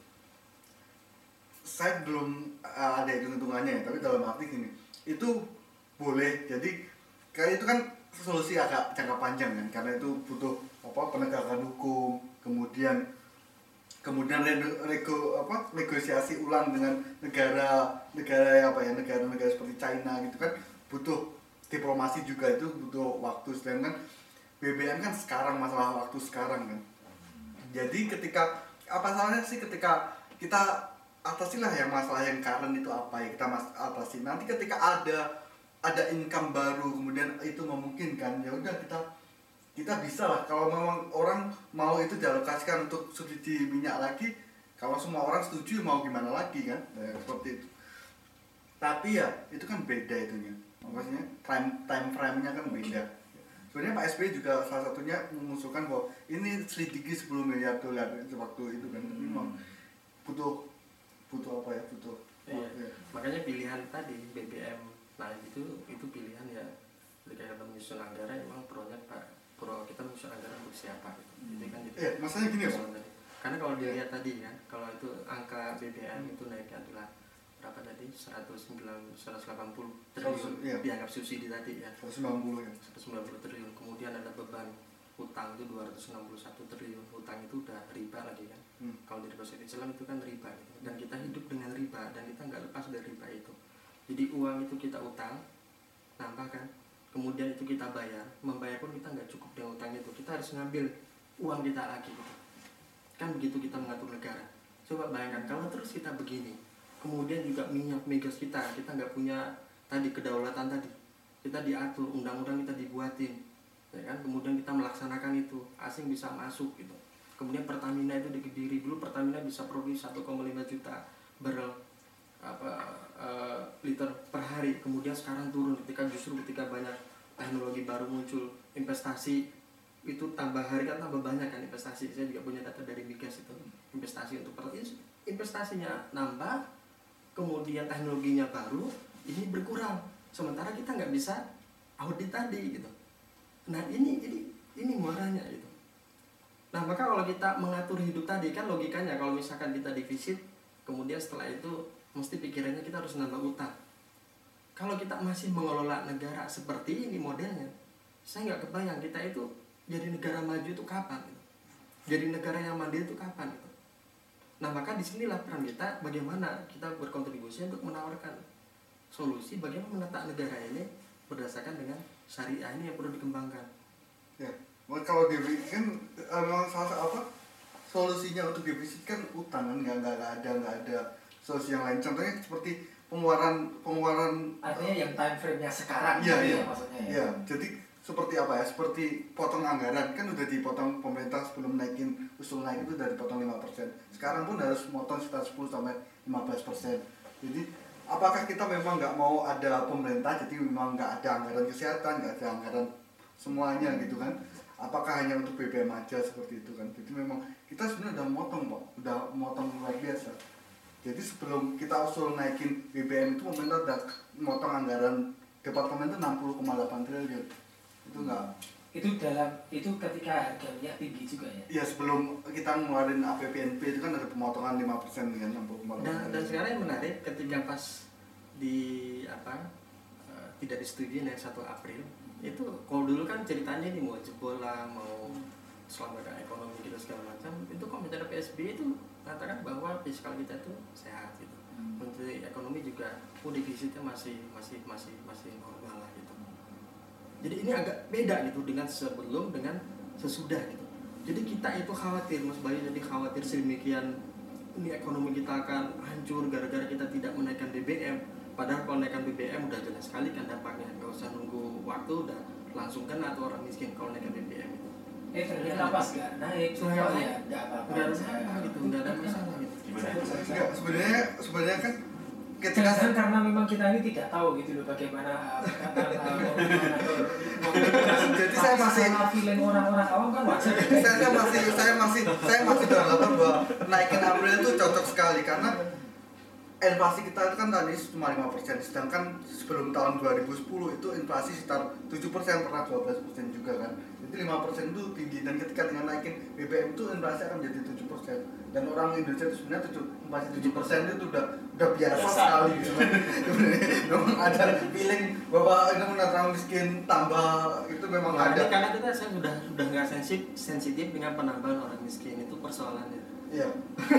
Kan udah nggak sensitif kan, kalau itu udah biasa rakyat kita miskin, yang tadi sudah kita lihat miskin itu seperti apa, itu nambah pun kita nggak begitu sensitif lagi gitu. Karena kita berhitung dengan angka gitu. Berhitung dengan angka silakan Pak. Ya, jadi kan nanti kita kasih BLT Pak. Jadi orang yang paling miskin itu yang dikasih BLT usulan pemerintah kan 30% dari jumlah rumah tangga kan. Jadi 30% rumah tangga termiskin itu dapat BLT. Jadi memang berarti 20 juta. Kira-kira sekitar 20-an juta. Kalau orangnya sekitar 60 iya, kalau orang ya, berapa, kalau ya. keluarga 20. Ya usulannya 30%. Berapa triliun? 28 triliun. 8 triliun dengan penghematan BBM sekitar 60 triliun ya. Jadi memang dengan penghematan BBM sekitar ya 60-an triliun. Jadi memang itu ada realokasi dari subsidi BBM ke langsung orang-orang paling miskin, 150.000 per keluarga per bulan. Jadi kan memang bisa dihitung secara ekonomi itu terjadi welfare analysis gitu kan. Welfare improvement, kalau di ekonomi namanya Pareto improvement. Seperti itu. Kemudian apakah kita gini ya, subsidi harga ini akan sangat rentan terhadap shock Pak. Kalau di ekonomi itu sangat rentan terhadap shock. Contohnya ketika nanti harga minyak dunia naik juga subsidi akan defisit akan membesar. Kemudian ketika pasar financial market terkena shock, pemerintah nggak bisa utang, nanti akan kolaps juga. Seperti kayak Yunani kan, saya di Melis saya bilang seperti Yunani krisis itu kan karena apa? Karena dia nggak bisa utang, sedangkan subsidinya dia sangat besar. Makanya negara-negara yang mau bail out Yunani itu minta bahwa subsidi harus dikurangi untuk biar dia bisa untuk membayar kan suatu saat, seperti kasusnya Indonesia juga. Kenapa IMF minta salah satunya subsidi energi semuanya dikurangi, karena ketika orang minjamin itu harus ada jaminan kalau itu tidak kebayar. Sebelum Yunani udah ada bailout pertama karena dia tidak mau nyabut subsidi, kurangan uang lagi kan. Kemudian dia karena pasar orang nggak mau minjemin, maka harus dapat bailout kedua. Dia bailout kedua juga masih kurang lagi. Dia bailout ketiga. Salah satunya harus dikurangi subsidi. Di Yunani terjadi demo, kemudian bakar-bakar juga kan kayak di Indonesia. Akhirnya nggak selesai. Sedangkan negara-negara yang udah kena bailoutnya IMF dan Uni Eropa sebelumnya seperti Irlandia, dicabut subsidinya tapi nggak terjadi demo, nggak ada apa. Akhirnya kan lebih smooth dia untuk seperti ini. Spain juga sekarang juga luar biasa kan. Ya, di subsidi dikurangi, kemudian gaji pegawai negerinya juga dikurangi kan, kemudian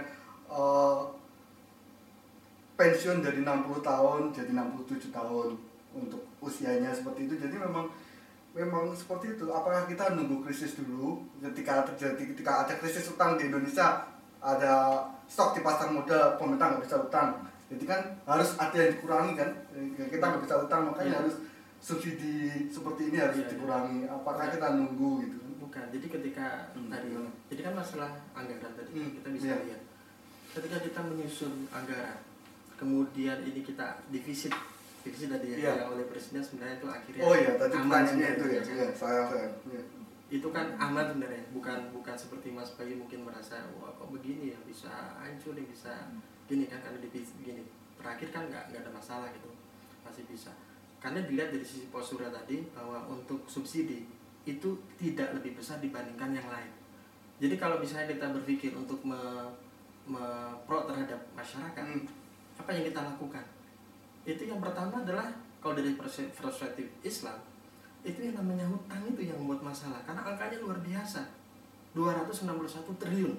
Itu angka yang bukan angka yang kecil. 2 kalinya yang disebut dengan subsidi tadi kan. Itu yang mestinya kita udah itu nggak usah kita utangnya nggak usah dibayar. Duh, gimana terus itu? Utangnya nggak bisa dibayar, nanti kita nggak boleh utang lagi, Pak. Justru itu kita memang nggak usah ngutang. Utangnya itu sekarang bukan ke donor kebanyakan, utangnya ke surat utang negara. Jadi itu utang-utang yang kita berutang pada seperti perbankan Indonesia, kemudian asuransi semua, ada sun retail yang masyarakat yang ngutangin, masa kita nggak bayar kan? Itu yang menjadi masalah. Kemudian bayar utang itu kan ada yang namanya utang pokok, kemudian ada yang namanya bunga. Ya. Bunganya aja itu kan lebih besar daripada cicilan pokoknya. Coba dilihat datanya, angkanya coba dilihat, karena saya udah lihat angka bunganya itu besar. Kemudian lagi gimana kalau nggak bunga berarti? Nah itulah, maka kalau dibandingkan kita itu begini, kita itu mewarisi yang namanya Indonesia. Ini bukan berarti saya ingin menyelesaikan masalah Indonesia ini terus langkah realnya gimana Pak? Itu konkretnya yang terpenting Pak. Jadi kita nggak bermimpi di sini Pak. Jangka pendek, jangka menengah. Bukan, kita nggak bisa membenahi Indonesia dengan cara misalkan kita tuh diatur hidup kita. Kita harus menempatkan BBM sesuai dengan harga pasar. Kemudian kita harus mengutang. Asing itu bisa masuk. Ya kan kita tuh kan semua diatur. Kita makanya kalau saya kasihkan link itu kita tuh udah nggak punya kedaulatan lagi dalam mengatur negara. Tapi coba sekarang kita misalkan itu kita mensimulasikan negara ini itu kita atur dengan secara syariat. Ya kan? Ini jelas bukan saya, nanti kan masih ada ahlinya, ya kan? Kalau misalkan itu yang namanya sumber daya alam itu kita kelola, itu bukan berarti kita anti terhadap asing. Asing itu boleh ada, tetapi itu mekanismenya bukan profit sharing. Kalau bahasa sekarang itu kan mungkin nasionalisasi, ya. Nasionalisasi itu yang dilakukan oleh Venezuela. Itu kan dia berhasil membuat minyak itu lebih murah, ya kan? Jadi kita Indonesia kalau bisa nasionalisasi itu yang pertama ya. Itu yang mungkin istilahnya kalau saya bukan nasionalisasi, itu umatisasi. Domestifikasi. Karena kita tuh udah sepertinya udah nggak bisa lagi berpikir bahwa kita tuh mengelola kekayaan alam itu dengan cara kita sendiri. Kemudian kedua masalah utang. Kita tuh kan hidup kan dengan utang. Kita butuh utang, kita bayar bunga yang lebih besar dibandingkan hutang baru. Semakin lama itu kan semakin, bukannya ini menyelesaikan masalah. Orang mengatakan utang ini kan untuk pembangunan. Saya katakan bukan. Kalau pembangunan itu artinya apa? Utang itu memang kita butuhkan sedikit, ya kan? Kemudian untuk menutupi yang ada. Tapi kenyataannya kan enggak. Utang itu kita terima, utang baru kita terima itu untuk membayar hutang kita yang pokoknya dan bunganya yang itu bertambah kian hari tambah besar itu. Jadi bukan lagi yang namanya utang untuk pembangunan, tapi utang itu untuk nombokin utang kita gitu. Untuk nutup. Jadi gali lubang tutup lubang. Dan itu kan angkanya semakin lama semakin kalau besar. kasusnya tadi kan nanti kita ada nasionalisasi misalkan kan Umatisasi kan ada embargo dan sebagainya dari negara-negara itu. Enggak sebenarnya. Enggak, kalau embargo saya enggak, ini kan bisa kita hitung. Venezuela bisa diapresiasi. Itu masalah kemauan. Karena benar Venezuela itu kayak minyak, karena Venezuela minyaknya per kapita itu 7.530 barel per orang. Indonesia cuma 16 barel. Bukan. Jadi 500 kali Pak. lebih Pak. Yo sekitar 1000-nya lebih ya. Oh, Ya, cadangannya lebih Ya, apa? bukan hanya minyak kan. Kita punya minyak. Kita tadi bicara minyak. Kalau minyak naik itu batu bara juga naik kan. Jadi kan. Kemudian kita juga masih punya emas. Ya kan kita punya tembaga. Kita tuh banyak yang bisa kita olah. Kita punya SDM, banyak orang pintar. Mas Adis pintar. energi lagi. Ya. Itu banyak orang pintar, tapi karena kita tuh sudah mindset kita bahwa kita emang nggak bisa lagi mengatur diri kita harus mengikuti skenario yang seperti ini, ya nggak bakalan selesai masalah. Skenario gimana? Sebenarnya utang itu kenapa kok kita ada utang? Karena memang pengeluaran kita lebih besar. Kenapa pengeluaran kita lebih besar? Karena memang ada seperti subsidi, kemudian ada apapun juga kan di situ kan, seperti itu. Nah itu saya ingin lihat, Iya. makanya tadi posturnya subsidi itu berapa yang disebut dengan subsidi. Kemudian bayar hutang kita itu berapa, mana yang lebih besar, itu yang pertama tadi. Itu kan jelas kan, angka kita bayar hutang itu lebih banyak dibandingkan yang disebut dengan subsidi tadi. Iya. Kemudian dari sisi tadi belanja birokrasi sampai 700. Tapi kedua belanja 400 triliun Pak, apa 600 triliun itu yang 200 triliun ini untuk 100 berapa itu untuk gaji kan, yang 400 triliun lah untuk anggaran ya itu 400 triliun lah untuk anggaran kesehatan, pendidikan semua gitu kan. Tapi kalau melihat breakdown tadi yang misalnya disoroti oleh Pak Nopri tadi itu memang lebih besar ya Pak ya, antara jumlah kita bayar pokok dan utang dengan jumlah yang let's say subsidi tadi. Sebenarnya jadi ya di APBN saya nggak apa APBN-nya berapa ya, tapi dalam arti memang besar karena memang utang kita semakin besar karena memang kita ada defisit. Karena kalau defisit itu kan dibiayai dengan utang. Kalau kita nggak mau defisit, kalau kita utang kita nggak mau bertambah, kita ya nggak usah apa, kita nggak defisit, kita harus kurangi pengeluaran kita. Itu mungkin nggak sih misalnya kita nggak utang itu misalnya Mas Wi? Ya kalau sekarang gini ya, kalau sekarang kalau mau jadi anggaran semua dipotong ya, anggaran untuk subsidi, kemudian anggaran untuk pendidikan, anggaran untuk semuanya dipotong. Infrastruktur cuma 160 triliun kan untuk jalan, semua itu cuma 160 triliun. Kalau kita mau potong semua juga bisa kan, kita nggak.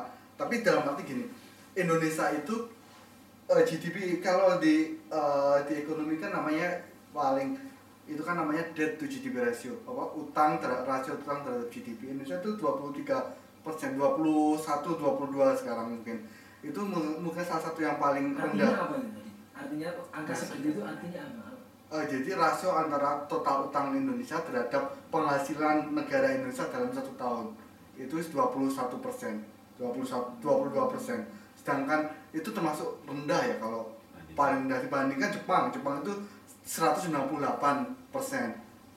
Dan ada konsensus umum di dunia itu bahwa debt to GDP ratio itu batas amannya 60%.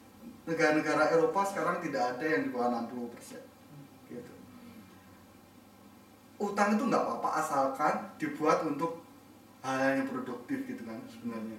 Memang saya seperti kita kan utang untuk konsumsi kan, untuk subsidi energi, untuk subsidi mungkin untuk kesehatan. Cuma kalau untuk infrastruktur semua bukan ya. Utang itu bukan itu. Hutang itu kita untuk bayar utang tadi. Nah, angkanya ini saya ketemu tadi. Jadi kalau di APBN 2012 itu kan divisi kita sekitar 190 triliun, ya kan, sekitar 2,23%. Ya, kemudian itu ditutupi dengan utang yang besarnya katanya 194,5 triliun. Ya. Sementara di tahun 2012 itu cicilan utang kita itu mencapai 261 triliun. Jadi fakta bernegara kita sekarang ini, hutang itu bukan untuk pembangunan, tetapi hutang itu adalah untuk membayar hutang, cicilan bunga dan cicilan pokoknya. Tapi kita masih kurang, kita masih membutuhkan lagi tadi yang mungkin dari BBM tadi yang itu surplus kemudian kita bayarkan untuk hutang. Jadi bukan karena hutang itu untuk membiayai pembangunan. Nah ini yang saya bilang, kalau kita masih bernegara model seperti ini, kita bisa bayang kapan kita majunya. Sudahlah di sektor hulu kita nggak bisa mengakses kekayaan kita itu berapa gitu, ya kan, kekayaan kita tuh berapa sih gitu. Kemudian yang mengelola siapa? Yang mengelola yang tadi saya bilang asing tadi dengan skema profit sharing tadi. Kita pengen tahu berapa yang diangkat, berapa yang dijual.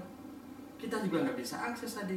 Pak Dirjennya tadi bisa kan? Akses, saya yakin bisa akses. Karena memang kalau nggak itu saya yakin nggak bisa akses. Karena memang sekarang BKP, BPK semuanya mengaudit ya. Coba dibaca berita, makanya ini menurut saya dalam beberapa ini rame gitu. Ini seperti ketuk palu, bener loh rumor kita selama ini masalah ribut kan. Saya kasihkan link Pak Kurtubi ngomong masalah migas kita itu kan, itu nggak cuma itu, diskusi yang terjadi selama ini, orang energi gitu kan, orang ekonomi, orang politik di Jogja itu kan sering kan, itu mempersoalkan itu gitu. Kita tuh nggak bisa akses. Nah Pak Dirjen tadi ketuk palunya, benar kita tuh nggak bisa akses ketika pengen tahu berapa angka rating kita sebenarnya. Kalau kita misalkan percaya, ini kan seperti ini, kita percaya sekali namanya migas. Kita harus ingatlah bahwa migas itu bukan angka yang kecil, triliunan itu udah kita bisa bayangkan, ini pasti banyak orang yang berkepentingan. Dan apa kita percaya yang namanya dengan Exxon? Alasan kita bisa percaya Exxon itu apa? Karena kasus kejadian waktu Venezuela itu menasionalisasi minyaknya, itu Exxon kan mengklaim ganti ruginya adalah, coba ini saya menyiapkan angkanya, dia ganti ruginya sekitar ini bukan orang ekonomi, dia nyontek dulu ya. Jadi memang susah kalau memang ada dorongan seperti ini, memang susah. Jadi memang susah untuk dibuktikan juga kan. Saya juga dan satu memang kemudian ada teori konspirasinya ini. Jadi ini bukan konspirasi. Ini data yang bisa kita baca, bisa kita akses gitu kan. Seperti misalnya kasusnya kan kita seperti percaya kan. Ini kan ada sisi itu yang saya bilang, mungkin kenapa Kwikian bilangnya seperti itu, di brainwash gitu. Kalau pahamin istilah kita tuh punya mental islander gitu ya. Saya tidak menyebut di sini kan. Jadi kalau kita tuh begitu percaya dengan mereka, kita tuh begitu tergantung dengan mereka, ini jangan-jangan kita mau akhirnya berpikir tidak bisa mandiri gitu. Sementara orang yang kita percaya tadi yang mengelola kekayaan alam kita luar biasa gitu, itu ternyata kelihatan. Misalnya kasus saya bilang di ExxonMobil waktu Venezuela nasionalisasi, Exxon mengklaim ganti rugi itu harusnya besar $12 miliar. Kemudian kan diajukan ke Kamar Dagang Internasional, kemudian diputuskan kerugiannya tidak sampai $12 miliar, tapi $907 juta. Tapi kemudian itu dipotong lagi utang segala macam dari Exxon, akhirnya pemerintah Venezuela itu $255 juta. Bayarnya segitu. Dari klaimnya $12 miliar, kan luar biasa. Gimana kita bisa percaya gitu? Kalau misalkan sekarang Pertamina mau nasionalisasi kok, kira-kira butuh dana berapa? Kira-kira? Nah itu ini harusnya bisa ngitung. Karena jadi gini loh. Terus pemasaran dana itu dari mana? Tentu akan lebih panjang lagi dan akan lebih mana-mana. Tapi paling tidak yang sudah ada paling tidak kita sudah berusaha untuk berbagi kepada rekan-rekan yang menyimak kita secara online bahwa seperti ini loh sebenarnya, duduk perkaranya seperti ini. Ada hal-hal yang memang tadi disebutkan Pak Nobri yang itu memang terjadi, tapi ada juga caranya negara ini diatur itu ya seperti yang tadi disebutkan oleh Mas Bayu ya. Saya Mas Samsiro dan Mas Aziz ini menanyakan, merepresentasikan apa yang kira-kira orang lain itu juga tidak paham. Nah, saya ingin menyampaikan ini, kenapa saya bilang tadi kita harus mencoba berpikir itu dengan syariah. Karena kita ngerti kan di Quran itu sudah dijelaskan bahwa kalau kita menerapkan Islam secara totalitas itu berkah dari langit dan bumi itu akan kita rasakan. Sementara kalau kita masih bergantung dengan bunga tadi, ya, riba tadi, ini jelas sekali, banyak sekali hadis-hadis yang menjelaskan bahwa riba itu luar biasa bermasalah. Seperti misalkan dalam hadis riwayat At-Tabrani mengatakan bahwa apabila zina dan riba itu telah tampak di suatu kampung, sesungguhnya mereka telah menghalalkan azab Allah bagi mereka. Ini kita harusnya introspeksi diri, gimana caranya kita menata negara ini tanpa riba, ya kan? Atau di dalam Quran surah Al-Baqarah 275, ya Allah berfirman, ini mungkin yang lebih tepat lagi menggambarkan kenapa kita menata negara ini oleng gitu ya. Jadi Allah berfirman di dalam Syaitanir Rajim, alladzina yaquluna riba la yaqumuna illa kama yaqumul ladzi yatakhabbathu syaiton minal masyi dzalika bi annahum qalu innamal bai' mithlu riba wa 'alallahul bai'a wa haramur riba. Orang-orang yang makan mengambil riba tidak dapat berdiri melainkan seperti berdirinya orang yang kemasukan setan lantaran tekanan penyakit gila. Keadaan mereka yang demikian itu adalah disebabkan mereka berkata dan berpendapat sesungguhnya jual beli itu sama dengan riba. Jadi dianggap bahwa jual beli itu riba. Maka Allah menghalalkan jual beli dan mengharamkan riba. Ini kalau manusia itu digambarkan oleh ulama itu seperti dimasukkan barang berat ke perutnya kemudian dia oleng. Tapi ini negara yang makan riba tadi. Ya bisa kita bayangkan ya oleng kan. Kalau kita berkaca Amerika juga kita lihat ada rame-rame krisis ekonomi di Amerika, krisis ekonomi di Eropa gitu. Jadi sebagai seorang muslim, sekarang mesti kita berpikir ini masa depan kita itu bagaimana kita mendesain sebuah negara yang itu memang bebas dari riba. Kemudian kita bisa mengelola sendiri kekayaan alam kita. Bukan berarti anti asing, itu skemanya mau dirubah sesuai dengan syariah. Karena kalau kita menyelesaikan masalah Indonesia dengan PR yang seperti ini, dengan hitung-hitungan seperti ini, memang nggak bakalan selesai. Ya kan? Disinilah menurut saya peranan kita, ya peranan intelektual, peranan Pak Aziz, peranan kita semua itu bagaimana kita mendesain ini ya, menjadi lebih real. Ya, kita buat simulasi kalau perlu. Bagaimana sih kalau Indonesia ini ditata dengan syariah, dengan input masukan seperti ini, dengan SDM-nya seperti ini, kemudian hasilnya seperti apa? Gitu. Kita bisa desain itu sekarang kan. Jadi sebenarnya di ilmu ekonomi, ya, sebenarnya di ilmu ekonomi itu, ketika ilmu ekonomi itu ada pemodelan kan, ada model namanya real business cycle model. Kapan sih bisa bunga kebijakan moneter itu optimal ketika 0%? Kapan sih 0% itu optimal? Jadi tidak ada bunga itu optimal 0%. Itu bisa diterapkan ketika market itu tidak ada friction. Jadi orang itu jujur, jadi ketika dia bilang saya nanti akan untuk 7 juta, dia akan bilang 7 juta benar. Jadi kalau market itu tidak ada friction. Jadi itu resiko juga ya. Resiko jujur tidak ada gini loh, tidak ada informasi sempurna ya. Jadi ketika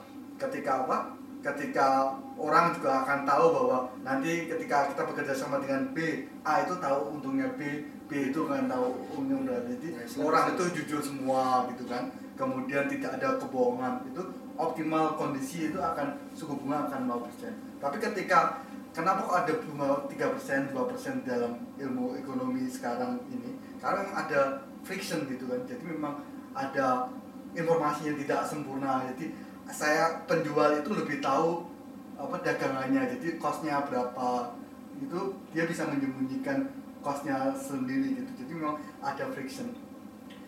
Kapan bunga 0% itu bisa diterapkan? Salah satunya ketika orang itu mayoritas jujur, mayoritas baik, itu bisa. Yang kedua, di model ekonomi ketika orang itu menghargai masa sekarang sama dengan masa depan. Jadi ketika kalau orang beli mobil, saya kasih mobil sekarang atau mobil besok, itu sama aja orang indifferent. Seperti itu salah satu syarat untuk bisa 0%. Nah, jadi dua syarat itulah yang yang bisa kita kalau kita orang jujur semua bisa Pak 0%. Tapi masalahnya kan sekarang masih belum bisa karena orang nggak jujur kan. Kedua, orang masih seneng cinta sekarang daripada besok gitu kan. Jadi ada Menurut cost model ekonomi tadi ya. iya, karena kan kita nggak akan bisa, kan kita itu harus sustainable. Jadi model itu seperti model ekonominya Adam Smith itu kan sebenarnya ngambil dari model ekonomi Islam seperti property rights itu kan pertama kali Islam kan property rights, kemudian Adam Smith, kemudian sampai sekarang ini. Kalau Islam pun ada ilmu ekonomi yang pemodelan itu harus berdasarkan ilmu yang susah lah untuk menciptakan invent satu ilmu sendiri langsung dari awal gitu kan. Jadi memang syarat itu harus dipenuhi kan. Yang dua tadi ya. Iya. Terima kasih. Dan mungkin nanti insya Allah di kesempatan yang berikutnya kita mungkin bisa lebih spesifik membahas tentang bagaimana itu ekonomi Islam, kemudian bagaimana itu hambatannya dari praktek ekonomi yang saat ini. Tapi itu nanti kalau sekarang nanti jadi lebih panjang lagi dan keluar dari topik pembahasan tentang BBM. Terima kasih untuk para narasumber, terutama Mas Bayu dan Pak Nopri. Terima kasih sekali lagi. Dan juga terima kasih kepada rekan-rekan yang menyimak dari channel PCI NU Jepang. Terima kasih banyak. Sampai ketemu di pembahasan-pembahasan yang berikutnya untuk isu-isu yang lebih hangat lagi. Saya Muhammad Kunta Bidinika, mohon maaf atas semua kesalahan, kritik dan saran. Silahkan disampaikan kepada pengurus PCI NU Jepang. Terima kasih. Assalamualaikum warahmatullahi wabarakatuh. Waalaikumsalam.